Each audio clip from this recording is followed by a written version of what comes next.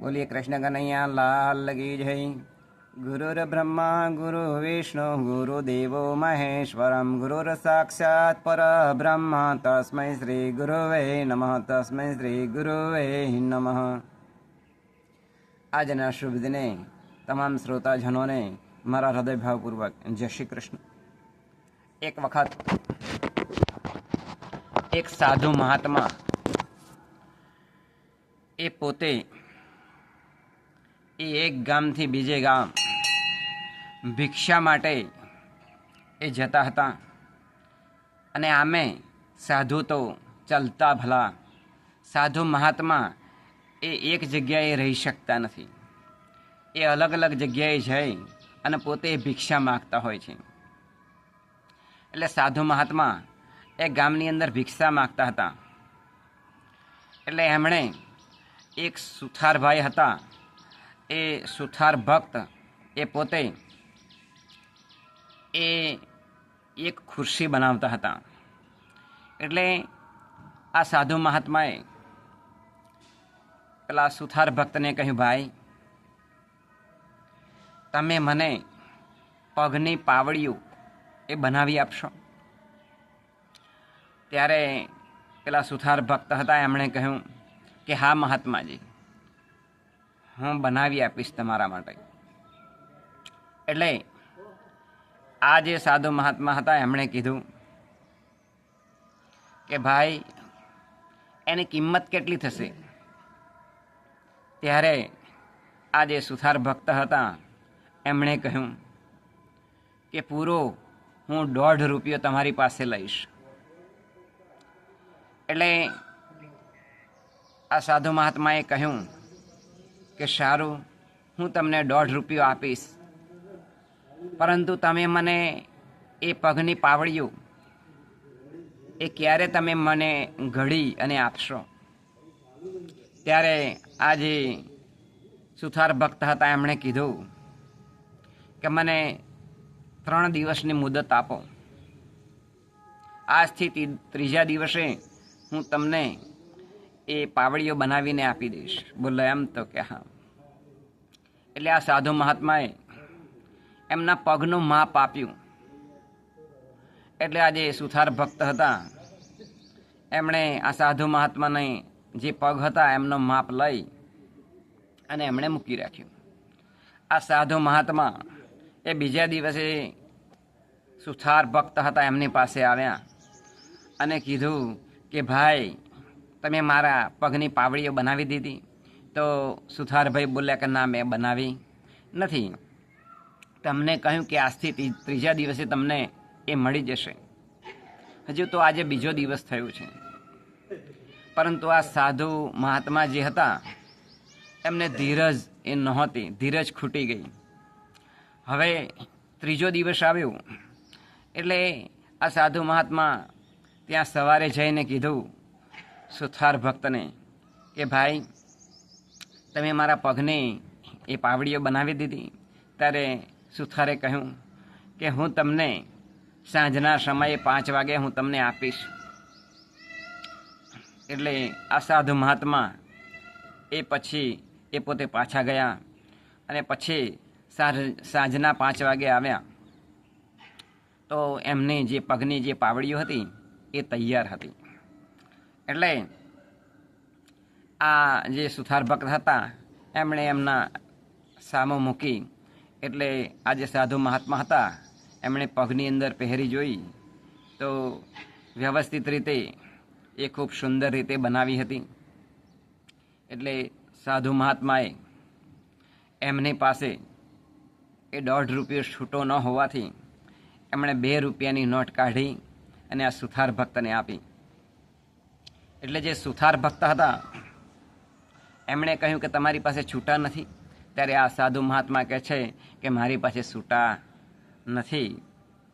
ત્યારે આ જે સુથાર ભક્ત હતા એ પોતે એમના બાજુના ઘરે જઈ અને પોતે છૂટા એ પૈસા લેવા માટે ગયા। તેવા સમયે આ સાધુ મહાત્માએ એમની જોડીની અંદરથી પારસમણી કાઢી અને જે કંઈ જે સુથાર ભક્ત હતા એમના જે ઓજારો હતા, હથિયારો, એ બધાનો સ્પર્શ કરાવ્યો પારસમણીથી. એટલે એ બધો જે ઓજારો હતો એ બધો જ સોનાનો થઈ ગયો.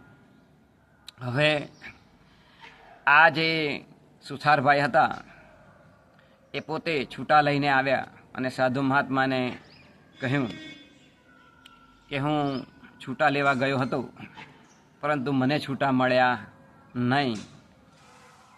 એટલે આ સાધુ મહાત્માએ કહ્યું સુથારભાઈને કે તમે 2 રૂપિયા રહેવા દો, તમારે કામ લાગશે, તમારે હથિયાર લેવા માટે કામ લાગશે, તમે રહેવા દો.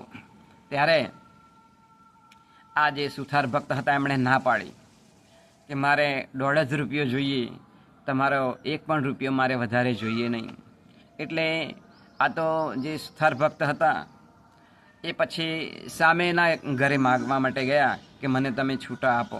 એટલે ત્યાંથી છૂટા લઈ આવ્યા અને પછી એમણે પોતે પોતાનો જે 1.5 રૂપિયો હતો એટલો જ લીધો અને જે કંઈ પૈસા વધ્યા હતા, 1/2 રૂપિયો એટલે કે 50 પૈસા, એ પાછા પરત સાધુ મહાત્માને આપી દીધા. અને સાધુ મહાત્મા એ પોતે લઈ અને પોતે એ બીજી ગામ જાય છે. આ બાજુ સુથાર ભક્તે જોયું તો એમના બધા જે ઓજારો હતા એ એકદમ સોનાના થઈ ગયા હતા.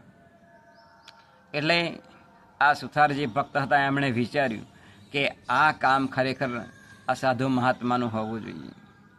એટલે એ જે સોનાના બધા હથિયારો હતા એ એક થેલાની અંદર ભરી અને એક બાજુ ખૂણામાં મૂકી દીધા. અને જે આ સુથાર ભક્ત હતા એ એમના જૂના જે ઓજારો હતો એ જૂનો ઓજારો લઈ અને પોતે એ જે ઘડતા હતા એ ઘડવા માટે, પોતાનું કામ કરવા માટે એ બેસી ગયા.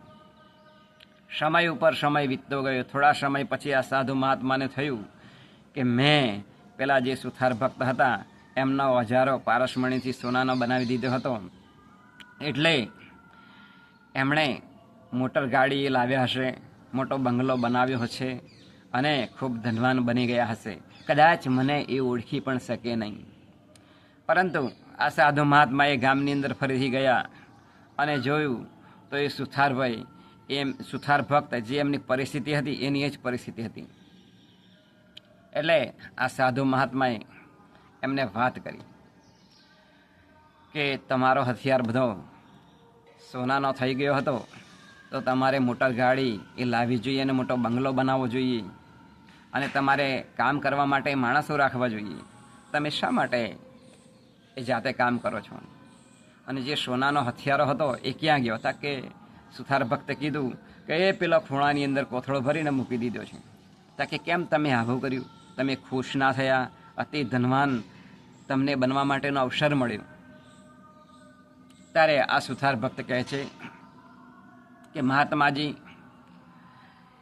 એ જે મને તમે સોનાના બનાવી આપે છે હથિયાર, એ મારા પરસેવાની કમાણી નથી.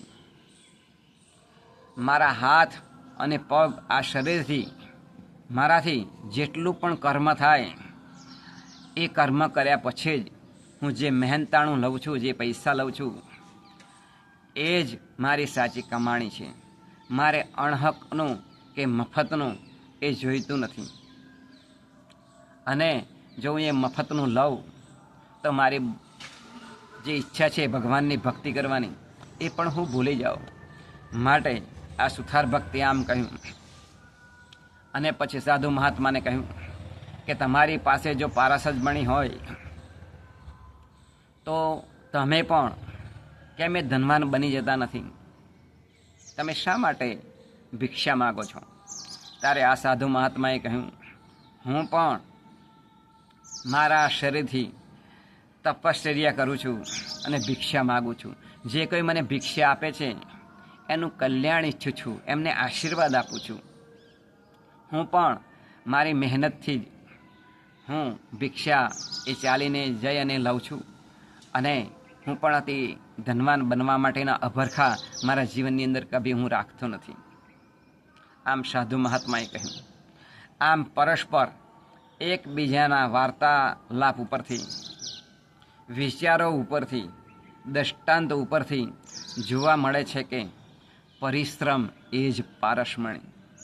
આપણે આપણા જીવનની અંદર પરિશ્રમ કરીશું અને જે કંઈ આપણને મળે છે એની અંદરથી આપણે સંતોષ માનીશું તો જ આપણો ઉત્કર્ષ એ આપણા જીવનની અંદર વધતો જશે અને ભગવાનની ભક્તિ પણ આપણી અંદર એ આવતી રહેશે અને ભગવાનની ભક્તિ આપણી અંદર પણ વધતી રહેશે.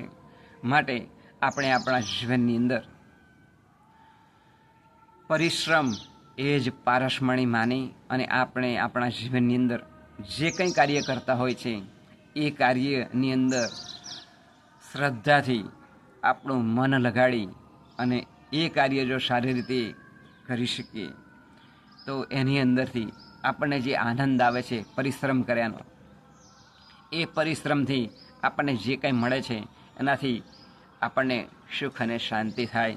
એ જ આજના શુભ દિને પ્રાર્થના બોલીએ. કૃષ્ણ કનૈયા લાલ કી જય.